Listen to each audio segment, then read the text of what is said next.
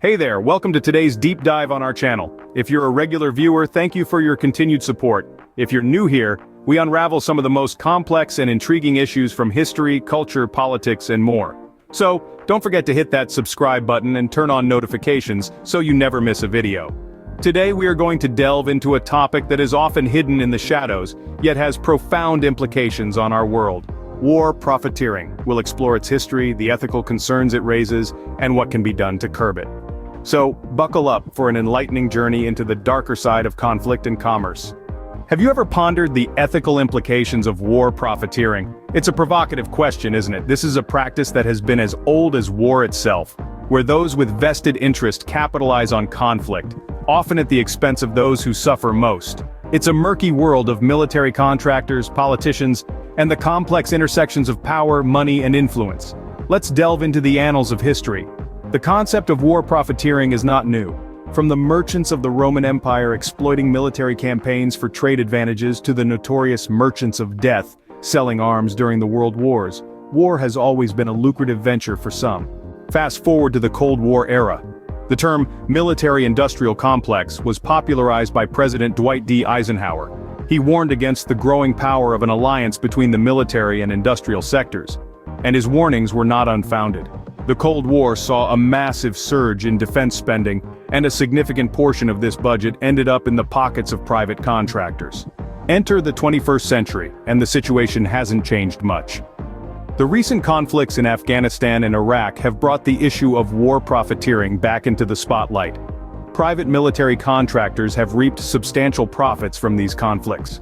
For instance, in Afghanistan, while the United States lost its 20-year campaign, many private contractors benefited significantly from the conflict. And it's not just about the money. War profiteering extends to political influence.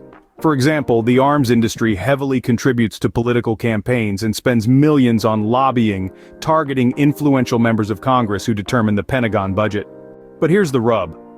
While military contractors and politicians may profit, the cost is often borne by the civilians caught in the crossfire and the soldiers on the front lines. Moreover, the excessive executive compensation in the arms industry is largely subsidized by taxpayers. As we delve deeper into the world of war profiteering, it's important to shine a spotlight on the key players in this lucrative business. These are the corporations, politicians, and individuals who have made fortunes on the back of conflict and war. Let's start with the arms industry, home to some of the world's largest defense contractors. Companies like Lockheed Martin, Boeing, and Raytheon, who are raking in billions of dollars in contracts and sales, all while lobbying heavily for increased military spending. But it doesn't stop there. Politicians also play a significant role in this cycle. From accepting campaign donations from defense contractors to pushing for military interventions that benefit their donors, their actions often serve to perpetuate the cycle of war and profit. And then there are the individuals, the executives at these corporations who receive exorbitant paychecks, often hundreds of times larger than the average worker. These individuals often move between positions in government and the private sector, further blurring the lines between public service and private gain. In the next scene, we'll explore how we can take action against war profiteering. But for now, remember this. The cost of war isn't just measured in dollars and cents. It's measured in lives lost, communities destroyed, and a world that is less safe. So what can we do about this? The first step is to stay informed. Knowledge is power, and understanding the intricacies of war profiteering is crucial to challenging it.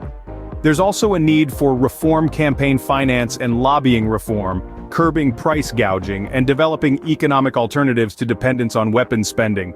Demand transparency. Ask for accountability.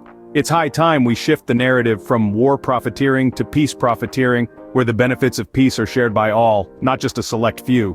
Because after all, isn't that what we're fighting for?